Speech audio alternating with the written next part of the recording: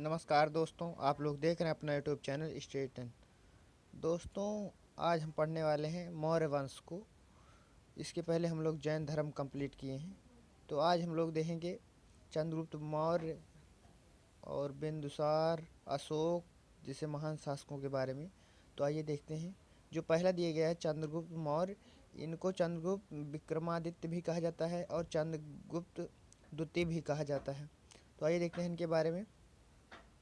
चंद्रगुप्त मौर्य ने 322 ईसा पूर्व में अपने गुरु चाणक्य की सहायता से घनानंद की हत्या कर मौर्य साम्राज्य की नींव रखी। दोस्तों, 322 ईसा पूर्व में चंद्रगुप्त मौर्य वंश की स्थापना की गई। और चंद्रगुप्त मौर्य को सेंड्रोकोट्स यूनानी भी कहा जाता था। चंद्रगुप्त मौर्य ने 305 ईसा पूर्व में सिकंदर के सेनापति सेल्यूकस निकेटर को पराजित किया। सुदूर दक्षिण भारत को छोड़ संपूर्ण भारत, पाकिस्तान, बांग्लादेश तथा अफगानिस्तान इनके अधिकार में थे। चंद्रगुप्त मौर्य दोस्तों इतने बड़े शासक थे। मेगस्थनीज चंद्रगुप्त मौर्य के दरबार में सेल्यूकस के राजदूत के रूप में रहा। इसी ने भारत के संबंध में इंडिका नामक पुस्तक की रचना की है। मेगस्थनीज की दोस्तों ये पुस्तक के बारे में पूछता है कि इंडिका किसकी रचना है, तो मेगस्थनीज की है। और चंद्रगुप्त मौर्य की राजधानी पाटलिपुत्र है। तो दोस्तों, चंद्रगुप्त के बारे में एक कहानी भी प्रसिद्ध है कि चंद्रगुप्त मौर्य के बड़े भाई थे जिनका नाम था रामगुप्त। तो दोस्तों, रामगुप्त थोड़ा काय टाइप के इंसान थे। जब इन पर दुश्मनों ने हमला किया तो इन्होंने कोई लड़ने का साहस नहीं किया, बल्कि उन्होंने प्रस्ताव रखा कि आप अपनी पत्नी को हमारे पास भेज दीजिए, तब मैं आपको छोड़ दूंगा, आपको नहीं मारूंगा।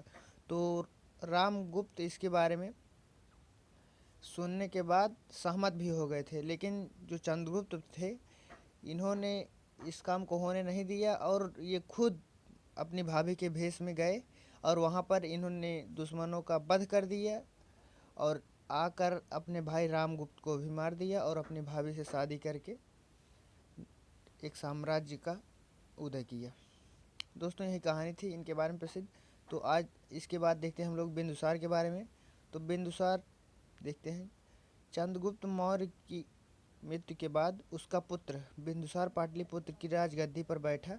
इसके शासनकाल में दो विद्रोह हुए जो कि प्रसिद्ध हैं, जिन्हें दबाने के लिए उसने पहले सुसीम को भेजा और बाद में अशोक को भेजा। दोस्तों, ये सभी कश्मीर में हो रहे थे। सीरिया के शासक एंटियोकस फर्स्ट ने डायमेकस के तथा मिस्र के शासक टालेमी ने डायनिसस को बिंदुसार के दरबार में भेजा था। दोस्तों, ये दोनों घटनाएं कश्मीर की थी। आगे देखते हैं अशोक के बारे में। अशोक एक महान शासक थे, इनके बारे में देखते हैं। अशोक 269 ईस्वी पूर्व में मगध साम्राज्य की राजधानी पाटलिपुत्र की गद्दी पर बैठे और राजगद्दी पर बैठने के दौरान वह अवंती का राज्यपाल भी बने थे। और अशोक ने 261 ईस्वी के कलिंग युद्ध के रक्तपात से दुखी होकर बौद्ध धर्म ग्रहण किया। दोस्तों, कलिंग युद्ध 261 ईस्वी में हुआ था, जो कि मोस्ट इम्पोर्टेंट है परीक्षा की दृष्टि से। वैसे तो सभी जानते हैं कि अशोक का हृदय परिवर्तन कलिंग के युद्ध के बाद हुआ था, लेकिन तो 261 ईस्वी पूर्व है। सॉरी दोस्तों, 261 ईस्वी है, पूर्व नहीं है। आगे दिए गए अशोक ने सांची के स्तूप का निर्माण करवाया। अशोक के अभिलेखों को जेम्स प्रिंसेस ने 1837 ईस्वी में सर्वप्रथम पढ़ने में सफलता प्राप्त की थी। आगे दिए गए हैं अशोक ने बौद्ध धर्म का प्रसार करने के लिए अपने पुत्र महेंद्र और पुत्री संघमित्रा को श्रीलंका भेजा था। आगे दिए गए हैं अशोक मौर्य साम्राज्य का महानतम शासक था। सिंघली अनुश्रुति के अनुसार अशोक ने अपने 99 भाइयों की हत्या की थी। आगे देखते हैं अभिलेखों में अशोक को देवानाम प्रिय भी कहा जाता है या देवना प्रियदर्शी भी कहा जाता है। दोस्तों, इनके नाम से पता चलता है कि ये देवताओं को सम्मान भी देते थे। आगे दिए गए हैं पुराणों में अशोक को अशोकवर्धन नाम से भी जाना जाता है। अशोक ने कश्मीर में श्रीनगर बसाया। दोस्तों मोस्ट इम्पोर्टेंट क्वेश्चन यहाँ पर दिया गया है कि श्रीनगर किसने बसाया था, तो अशोक ने बसाया था। आगे देखिए, अशोक के 13वें शिलालेख से ज्ञात होता है कि अशोक ने 261 ईस्वी में ईस्वी पूर्व में कलिंग पर विजय की थी। आगे दिए गए हैं दोस्तों, अभी ऊपर पूर्व लिखा था, पूर्व नहीं लिखा था और यहाँ पर पूर्व लिखा है, तो दोस्तों पूर्व ही सही है, उसमें पूर्व नहीं लिखा है, तो आप लोग देख लीजिएगा। आगे दिए गए, कलिंग की राजधानी तोसली थी। अशोक ने नेपाल में ललितपत्तन नगर बसाया था। तो आगे दिया गया है, अशोक चक्र धम्म चक्र का वर्णन करता है जिसमें 24 तीलियां हैं। इसे अशोक चक्र इसलिए कहते हैं क्योंकि लायन कैपिटल सारनाथ सहित सम्राट अशोक द्वारा जारी अशोक के फरमानों पर चक्र उत्कीर्ण किए गए हैं। आगे दिए गए हैं, कलिंग युद्ध के बाद अशोक ने भेरी घोष त्याग कर धम्म घोष अपनाया था। आगे दिए गए, टोपरा और मेरठ के स्तंभों को फिरोज शाह तुगलक ने दिल्ली मंगवाया था। दोस्तों मोस्ट इम्पोर्टेंट क्वेश्चन दिया गया है कि अशोक के किन अभिलेखों को अशोक फिरोज शाह तुगलक ने मंगवाया था, तो टोपरा और मेरठ के स्तंभ लेखों को। आगे दिए गए, कौशाम्बी स्तंभ को अकबर इलाहाबाद लाया था। दोस्तों याद रखिएगा, कौशाम्बी अभिलेख को अकबर लाया था, जिसे अशोक ने स्तंभ लेख उत्कीर्ण करवाए थे। आगे दिए गए, बैराट का अभिलेख कनिंघम कलकत्ता लाया था। आगे दिए गया है दोस्तों, देखते हैं। आगे दिए गया है, अशोक की कर नीति की जानकारी रुम्मन देई अभिलेख से मिलती है। दोस्तों मोस्ट इम्पोर्टेंट है ये क्वेश्चन कि अशोक की कर नीति रुम्मन देई अभिलेख में मिलती है। बौद्ध धर्म अपनाने से पहले वह भगवान शिव की पूजा करता था। अशोक को उपगुप्त ने बौद्ध धर्म में दीक्षित किया था। दोस्तों मोस्ट इम्पोर्टेंट क्वेश्चन यहाँ पर भी दिया गया है कि अशोक को बौद्ध धर्म ग्रहण कराने वाला कौन था, तो वो था उपगुप्त। आगे दिया गया है, 12 पहाड़ी पर आजीविकों के लिए अशोक ने कड़ चौपार सुदामा एवं विश्व झोपड़ी गुफाओं का निर्माण कराया था।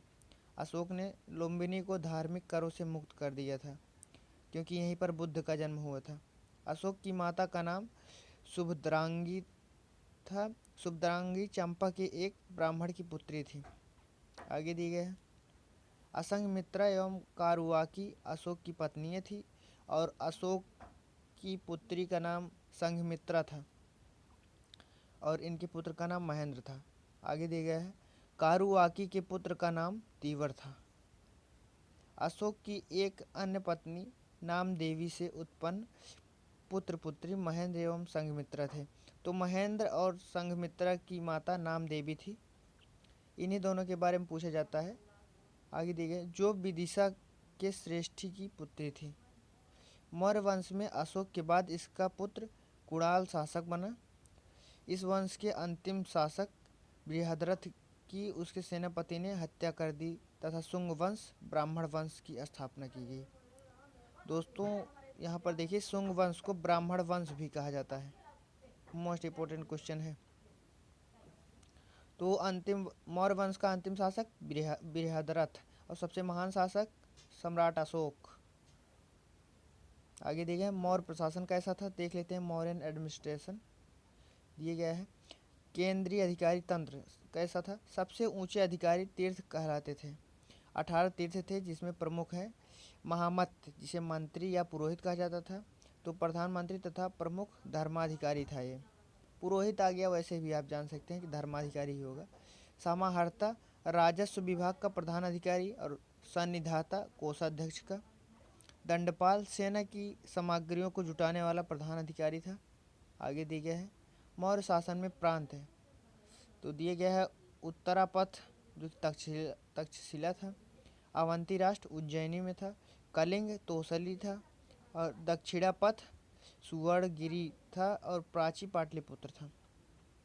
आगे देखते हैं, अशोक के शिलालेख और उनके विषय दिए गए हैं। पहला शिलालेख था पशुबल निषेध किया गया है, तो इनके काल में पशुबल नहीं होती थी। और दूसरा अभिलेख दिया गया है मनुष्य एवं पशु चिकित्सा व्यवस्था तथा विदेशों में धम्म प्रचार का उल्लेख, ये दूसरा अभिलेख था।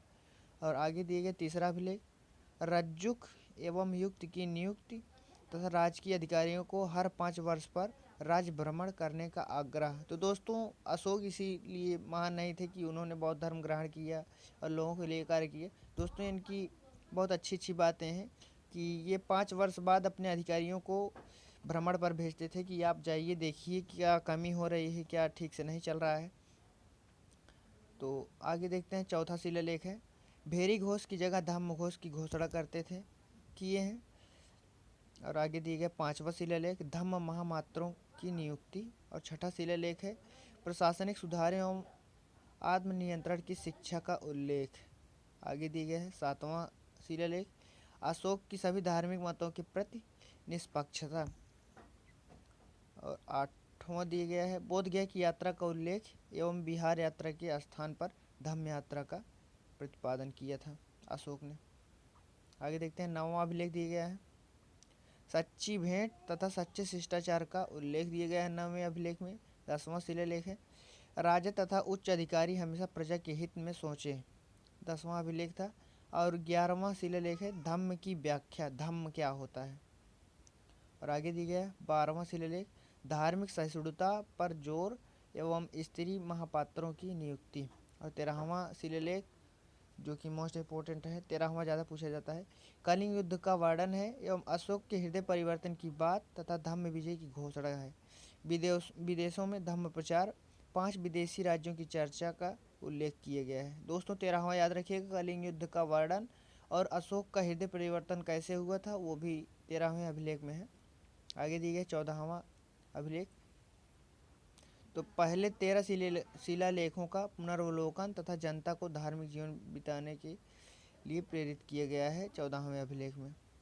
आगे दिए गए अशोक के स्तंभ लेख, तो अशोक के स्तंभ लेख हैं, प्रयाग स्तंभ लेख जो कि इलाहाबाद में है, दिल्ली टोपरा जो कि दिल्ली में है। दोस्तों दिल्ली नहीं दिया रहेगा, टोपरा लिखा रहेगा, और मेरठ जो कि दोनों दिल्ली में है। और आगे दिया गया रामपुरवा जो कि चंपारण बिहार में है, लौरिया नंदनगढ़ चंपारण में है, और औरैया और अरेराज जो कि चंपारण में है, ये भी बिहार में ही है। दोस्तों 2 ही पूछा जाता है, टोपरा और मेरठ। दोस्तों यहाँ पर हमारा जो मौर्य काल था वो समाप्त होता है, और मौर्योत्तर शासक अर्थात मौर्य काल के बाद जो शासक आए हैं, जैसे शुंग वंश, कर्ण एवं सातवाहन वंश, जिसे ब्राह्मण वंश भी कहा जाता था, और शुंग वंश जो कि बहुत ज़्यादा धार्मिक लोग थे इसमें, और इसका संस्थापक था पुष्यमित्र शुंग, जिसकी स्थापना 184 ईसा पूर्व में किया था। तो आगे देखते हैं शुंग वंश के बारे में दिया गया है। शुंग वंश की स्थापना, मौर्य वंश के बाद मगध में पुष्यमित्र शुंग ने शुंग वंश की स्थापना की 184 ईसा पूर्व में।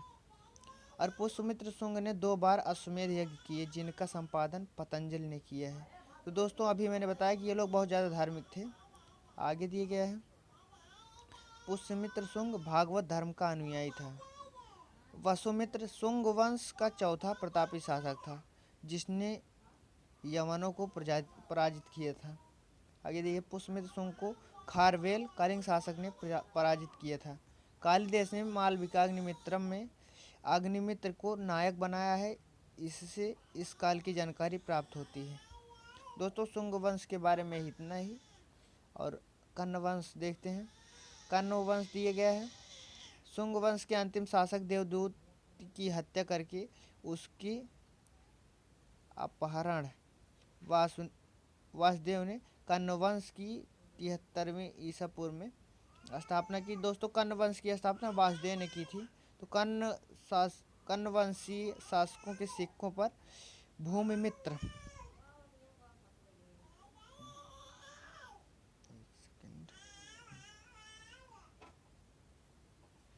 तो भूमिमित्र लिखा हुआ है।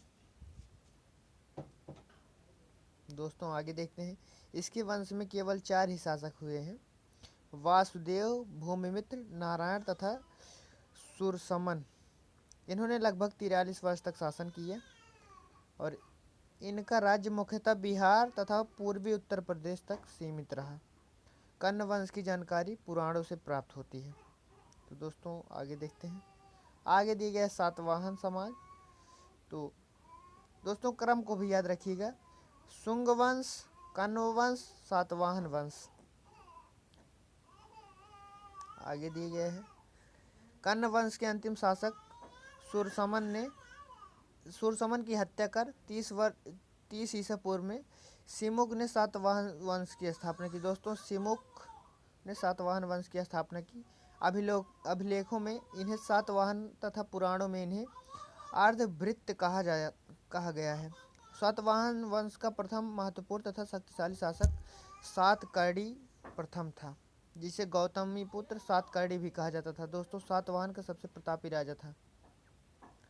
गौतमीपुत्र सातकर्णी को इस वंश का महानतम राजा कहा जाता था। इसने शक शासक नहपान को पराजित कर अपने नाम से चांदी के सिक्के चलवाए थे। और गौतमीपुत्र सातकर्णी ने वेड़कट की उपाधि धारण की थी। शून्यवाद के प्रवर्तक नागार्जुन गौतमीपुत्र के समकालीन थे। नागार्जुन को रस शास्त्र का पिता तथा सापेक्षता की सिद्धांत की खोज के कारण भारत का आइंस्टाइन कहा जाता था। दोस्तों याद रखिएगा, नागार्जुन को भारत का आइंस्टाइन कहा जाता था।